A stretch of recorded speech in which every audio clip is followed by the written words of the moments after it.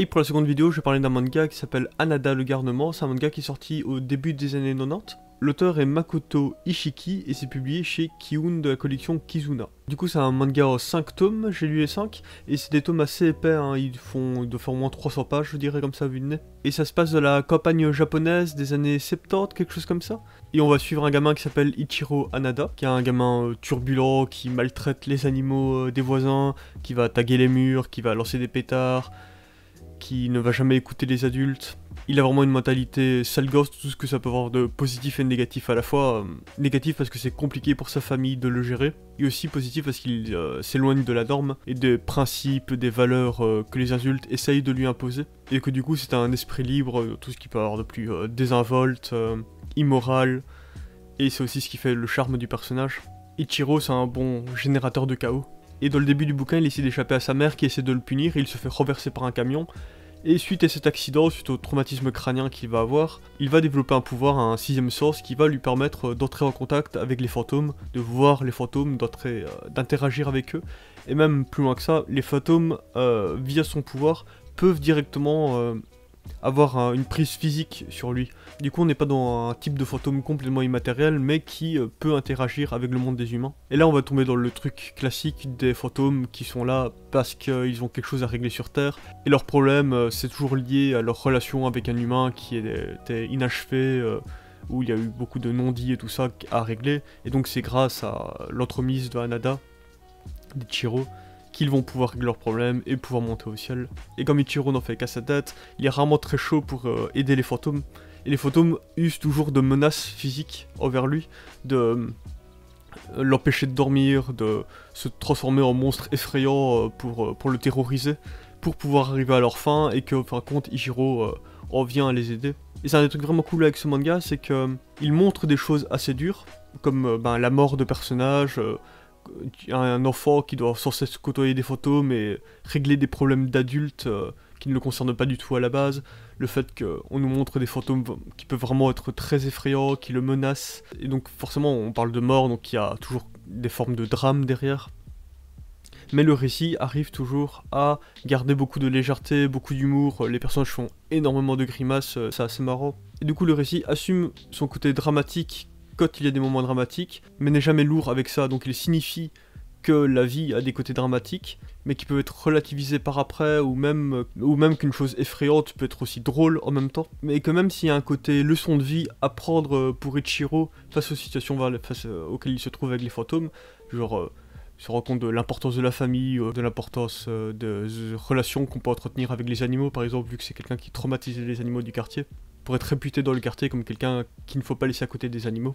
Et Ichiro va pouvoir évoluer par rapport à tout ça en partie, mais sans que ça soit jamais imposé lourdement par le récit, sans jamais qu'il y ait de grands discours moraux, et sans jamais enlever à Ichiro tout le sel qui fait ce personnage, justement, qui est d'être un sale gosse qui répond, et qui ne se soumet jamais à aucune convention. Et on nous présente aussi pas mal la famille de Ichiro pendant tout le récit. Du coup c'est une petite famille de copains qu'on sent quand même assez pauvre, où il y a la mère au foyer et le père qui est charpentier. Et que le père, quand il est pas au travail, on le montre constamment bourré. Et ça aussi justement, on nous montre un père qui est clairement alcoolique, qui a clairement besoin de décompresser avec l'alcool. Mais qu'en même temps, même si c'est montré constamment qu'il est bourré après le travail, ça devient jamais un enjeu en soi du récit, quoi. Ça montre cette réalité, mais ça garde en sous-texte toutes les problématiques qui peuvent émerger d'un père alcoolique, qui peuvent évidemment être nombreuses et dramatiques, mais en même temps on nous montre quand même tous des personnages bien intentionnés, qui s'aiment les uns les autres, même si c'est souvent d'un amour vache. Et aussi on nous montre une réalité des années 70, où on tape son gamin, même si c'est jamais le tabasser, Ichiro fait une connerie, on va le cogner sur la tête.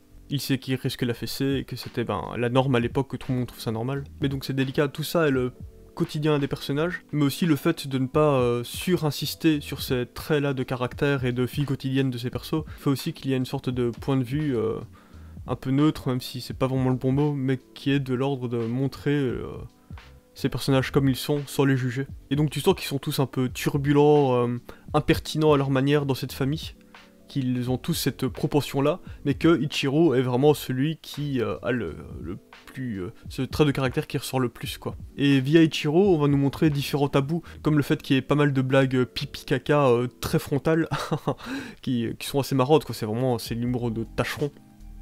Mais comme on aime parce que c'est fait sans complexe. Et ce truc de faire face à l'autorité, de faire des blagues de caca, de parler beaucoup de la mort avec de manière décomplexée, ce manga est vraiment cool parce qu'il parle de sujets qui sont quand même tabous de notre quotidien, mais avec beaucoup de second degré et en même temps qui ancrés dans une réalité très tangible. Et j'ai juste parlé d'un moment précis parce que je trouve que donc ce manga, je rappelle, il est en 5 tomes. Et je trouve que vraiment que le manga décolle à partir du troisième tome. Il est très chouette pendant les 2 premiers tomes déjà, mais vraiment, ça devient vraiment un manga vraiment génial à partir du 3e tome où tout d'un coup on va avoir de l'humour qui fonctionne vraiment bien sur moi, des histoires que je trouve vraiment plus prenantes où il y a aussi davantage d'enjeux, parce que le récit va se composer en une petite histoire, mais où différents éléments vont finir par s'accumuler pour former un tout. Et avec un grand final, d'ailleurs c'est marrant parce qu'il y a un saut dans le temps pour le final, je spoil pas la fin mais bon. Et c'est marrant parce que pour faire ce saut dans le temps, l'auteur, pour faire sa transition, va juste nous montrer sur une case une manette de PlayStation, et voilà, on a compris qu'on avait sauté dans le temps. Et je trouve ça vraiment cool de montrer ça pour marquer une époque de manière très marquée, et de montrer à quel point c'est un objet emblématique dans notre culture. Une manette de PlayStation, on comprend tout de suite plus ou moins à quelle époque on est, même pour ceux qui n'ont pas forcément grandi avec la PlayStation. Parce que ça fait un lien aussi avec le fait qu'au début, Ichiro insiste lourdement pour avoir une télé couleur, parce que c'est un peu le luxe de l'époque, et que du coup on nous confronte le tout début du récit et la fin du récit pour nous montrer la transition avec 2 objets technologiques et 2 enjeux qui s'entrecoupent pour différentes générations. Et le dessin il fonctionne assez bien, même si je trouve qu'il est très figé, quoi. Le trait est très précis, et que parfois il peut avoir un petit côté un peu froid, je trouve, malgré le fait justement que l'auteur fait énormément de gueule à ses personnages. Parfois vraiment il y a toute une galerie de tronches pas possible qu'il fait à ses personnages, et même déjà de base il ne montre pas des visuels de personnes lisses. Par exemple, la famille Hanada ils ont tous une vraie gueule, quoi. La sœur là, elle a une tronche pas possible, qui est vraiment cool, qui est très expressive, même quand elle fait sa tête neutre la plupart du temps, justement elle change pas souvent de tête, mais rien que sa gueule en mode passif exprime déjà beaucoup de choses, et que l'auteur va beaucoup faire déformer la gueule de ses persos pour leur faire exprimer plein d'émotions différentes, et que parfois justement dans des cases plus petites, où il va faire des grimaces à ses persos, il va relâcher son trait, et tout d'un coup je trouve que le dessin a d'un seul coup beaucoup plus de charme dans les moments où il arrive à davantage relâcher son trait, quoi. Encore une fois, ce dessin très précis, très délimité, fonctionne très bien. En plus c'est très clair pendant la lecture, et c'est très agréable à lire comme dessin. Même si parfois il y a un petit côté beauté froide qui entre en contradiction avec le fait que l'auteur essaie de nous montrer des trucs hyper loufoques. Et du coup, au niveau du fait de raconter un peu plus précisément l'histoire, je vais parler juste de ce passage qui se passe à la fin du tome 3, où Hanada est envoyé au cours du soir chez un prof à la retraite qui donne des cours de maths.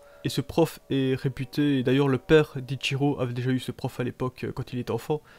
Ce mec est réputé comme étant quelqu'un de hyper strict, d'ultra autoritaire. Les gens du village le craignent tellement que le mec, c'est vraiment un casse-couille, un pet sec, jamais aimable, toujours hyper rigide, j'ai plus les mots. Et du coup, la famille d'Ichiro, qui désespère de ce gamin turbulent, l'envoie chez lui pour qu'il se fasse un peu mater, quoi. Littéralement, parce que le mec, on sait qu'il frappe les enfants et tout ça. C'est la discipline vraiment à la dure. Et ce qui est super marrant, c'est que Hanada, en fin de compte, tous ses cours de mathématiques, tout ce qu'il va retenir, c'est qu'avec le boulier, on peut faire une pause super classe pour rentrer quelque part, avec toutes les petites boules de boulier. Et que c'est tout ce qu'il va réussir à retirer de ses leçons. C'est de détourner un objet super sérieux pour faire des mathématiques, pour en retirer quelque chose de purement esthétique et classe. Et forcément, vu que Ichiro voit les fantômes, ce mec est vieux, le mec va forcément finir par mourir un moment dans le récit, et va devoir entrer en contact avec Ichiro, qui est le seul qui peut le voir. Et c'est vraiment tout un moment que j'ai trouvé vraiment hilarant, parce qu'en fait, donc ce vieil homme rigide, en plus, les sourcils qui les dessinent, les yeux tout horizontaux comme ça. Il meurt de manière ridicule, on va dire. Il meurt en avalant un gâteau au riz trop épais, et il finit par s'étouffer. Et à partir du moment où il s'étouffe avec son gâteau de riz, ça marque le moment à partir duquel on va enfin le voir faire des grimaces comme tous les autres personnages du récit, d'un moment où il n'arrive plus à contrôler son corps, où il va perdre de sa noblesse et de son aura. Son vernis brillant va être égratigné, quoi. Et au début, il est en état comateux, il n'est pas encore tout à fait mort, mais son fantôme, son âme s'est déjà échappée de son corps. Il va donc partir à la recherche de quelqu'un pour l'aider, et il va tomber sur Ichiro. Ichiro qui donc va être confronté à ce moment où ça va être complètement sordide. On va faire face à un enfant qui va devoir déjà essayer de sauver un vieux de la mort, en devant lui extraire un gâteau de riz de la gorge, et d'ailleurs c'est son chiot qui le fait. Et donc là on entre aussi dans tout le processus d'humiliation, je sais pas comment, c'est peut-être pas le bon mot, mais de mise en scène d'humour absurde dans lequel va être entré malgré lui le vieux prof, où c'est un chiot qui va devoir lui enfoncer sa patte dans la gorge pour essayer de lui retirer son gâteau de riz. Après, comme le vieux va finir par réellement mourir, on va tomber dans un moment un peu plus dramatique, où ben, tout d'un coup t'as un enfant qui est face à la mort d'un humain directement en face de lui. Mais même dans la mort, le vieux va garder ses principes jusqu'au bout, quoi. Parce qu'en même temps, on le trouve ridicule par certains aspects, mais en même temps, on comprend parce qu'il te dit « J'ai construit pendant toute ma vie une réputation, je ne peux pas être retrouvé mort dans une position ridicule, ou je ne peux pas avoir eu une mort ridicule, quoi, qui va gâcher tout ce que j'ai bâti dans ma vie, tous les efforts que j'ai fait dans ma vie pour construire cette image de moi-même. Je ne peux pas laisser un souvenir gâché aux gens à cause d'une mort ridicule. Ce qui fait qu'Ichiro et nous en tant que lecteurs on comprend l'enjeu personnel du mort, et donc on entre en empathie avec lui. Même si on peut trouver que le mec s'est quand même pas mal gâché la vie, et justement c'est pas pour rien qu'il est un fantôme, ça je vais pas expliquer pourquoi il est un fantôme, mais c'est aussi à cause de ses principes qu'il n'a pas pu remettre en question jusqu'au bout, qu'il s'est retrouvé dans des situations où il s'est un peu coupé d'une possible vie plus heureuse qu'il n'a eue. Et du coup, Hanada doit essayer de déplacer le vieux jusqu'à son lit, pour faire croire à la mort typique de la vieille personne qui est décédée dans son lit, avec un corps bien droit et un lit parfaitement fait autour de lui. Et donc on en vient à un moment où Ichiro doit déplacer un cadavre de vieux, doit le tirer de toutes ses forces pour l'amener jusqu'à son lit. Et Ichiro le fait basculer, ce qui fait que le prof se retrouve dans une position complètement ridicule avec une couille à l'air. Ce qui est donc le niveau d'humiliation ultime pour lui, quoi. Là où Ichiro va dire, mais non, mais enfin, si t'avais eu l'air aussi drôle de ton vivant, moi je t'aurais bien aimé, hein, tu sais. donc tout le côté sordide, si on prenait trop de recul par rapport à la scène, est complètement évacué par des moments drôles, par des moments complètement absurdes, où tout l'enjeu consiste à ce que le vieux, alors qu'il est mort, garde comme la face pour les habitants du village. Et c'est là aussi qu'on voit que Ichiro est quand même un bon gars, parce qu'il est prêt à faire tous ses efforts à chaque fois pour les fantômes, même quand il n'arrive pas de prime abord à comprendre les enjeux du fantôme. Il est quand même dans une forme de respect des codes moraux, des principes des autres personnes, même si dans sa tête il est un peu plus issou, c'est quoi ces principes absurdes. Et encore une fois, j'aime bien le fait que ce soit une bonne dessinée et quand même destinée aux enfants, mais dans laquelle on va aborder frontalement la question de la mort.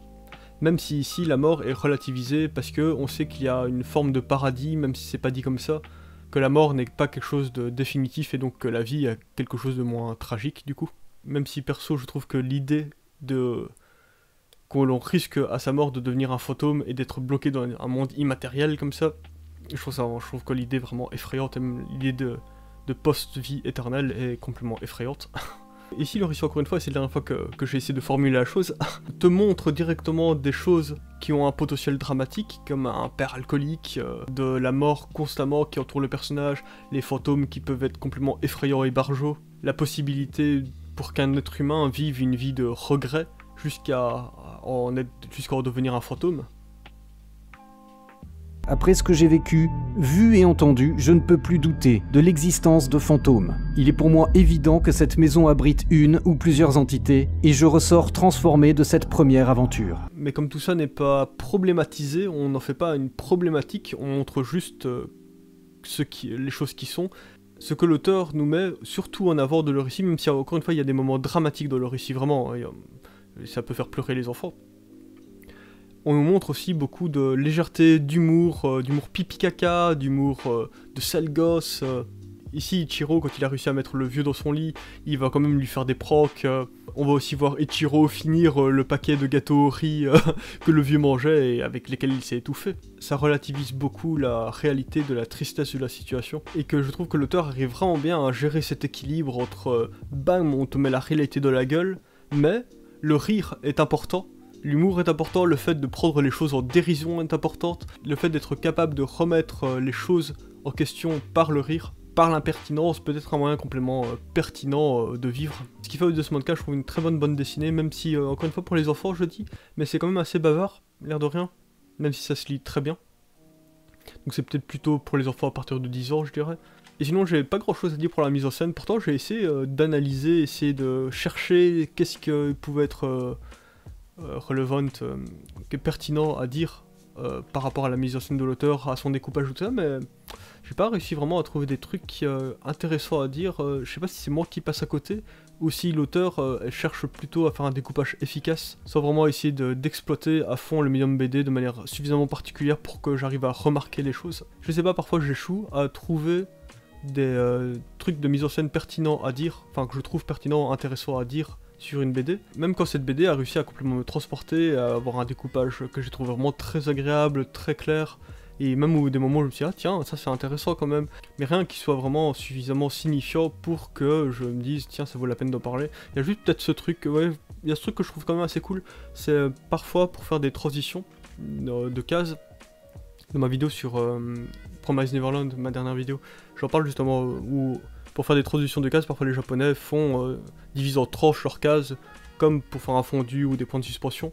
Ici, plutôt que de trancher la case jusqu'à en faire plus des petites cases qui la terminent, l'auteur va effacer en partie le trait de la case pour qu'elle commence à s'effacer sur la fin de lecture de la vignette.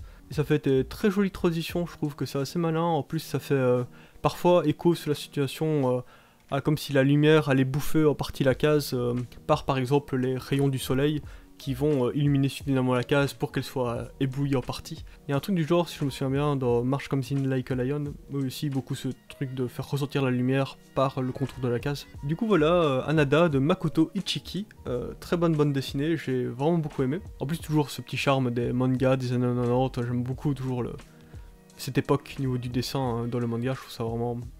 Je trouve que ça a beaucoup de charme. Bon, si j'arrive à faire une troisième vidéo le 31 mai pour un comics, on aura 3 vidéos pour la lecture et moi. C'est pas sûr, on verra.